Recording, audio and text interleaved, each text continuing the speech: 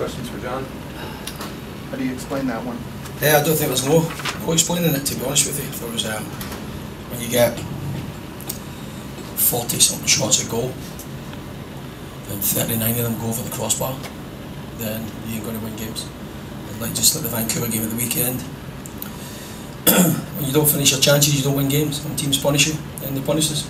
Totally unacceptable. Told the guys in the locker room we should be very, very embarrassed ourselves tonight. Very, very poor. People I feel sorry for more, most is the owner and the fans that pay money to come watch the game. The fans sort of, obviously they're usually supportive. They had a lot of negative things to say. Was that justified? Well, I think so. I mean, obviously, we had the chances to win the game, but there's no use talking about you had this, you had that. You've got to score goals to win the game.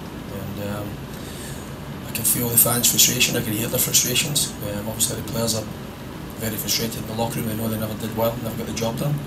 And the fans, they pay the money. They're allowed to shout what they want. How would you describe Cal FC's quality compared to what you see regularly in the league? Sorry? How would you describe Cal FC's quality compared to what you regularly see in the league?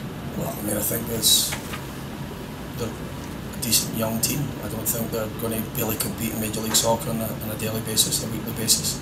They came, they worked hard, as young players are going to do. Young players that have been rejected from this level, they're going to come and try and put in a good performance, and they got one breakaway and scored. And as I say, if we get 40 chances, you can't hit the target with one of them, you're not going to win the game. John, not to make excuses, but you have played a lot of soccer over the last 2 weeks. Were the guys' legs heavy? We've played a lot of soccer? Get matches-wise. You've got to be kidding me. No, there's no excuses for tonight. No excuses whatsoever. We should come here, we should win the game. I don't think we should win the game easy, but I don't think we should lose the game. Not at all, totally unacceptable, and there's no excuses. Coach, you guys will have some time to think about this one. You're worried about their confidence? I think, guys, it's always easy to want the ball when things are going your way. I think guys should go home and watch that game. Everybody wants to watch games when they get an assist or they get a goal or they do a bicycle kick and things are good. And that's how it's important. Go back and watch the games when you're doing well, and watch the games even more when you're not playing so well. And that's one of the ones that they should go back and watch a couple of times and bring themselves back down to earth and don't believe everything that people read about you. What's the status with Chris, his injury? I don't know. I haven't had the time to speak to the doctors yet. What about Stephen Smith? He came in at halftime. Was that injured? I haven't had the time. Spoke to the players, addressed the group, and came to see you guys. What? Obviously, you're a striker too. You've taken penalty kicks. What sort of can happen, like with Chris's PK?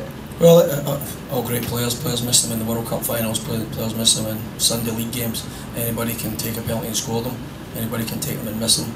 There's no guarantee you're going to score, but we'd expect Chris Boyd to put the ball in the back of the net. That's 100% for sure. How would you describe your team's mood? How they react to what you had to say after the game? I don't know. You have to ask them that. I know I'm bitterly disappointed.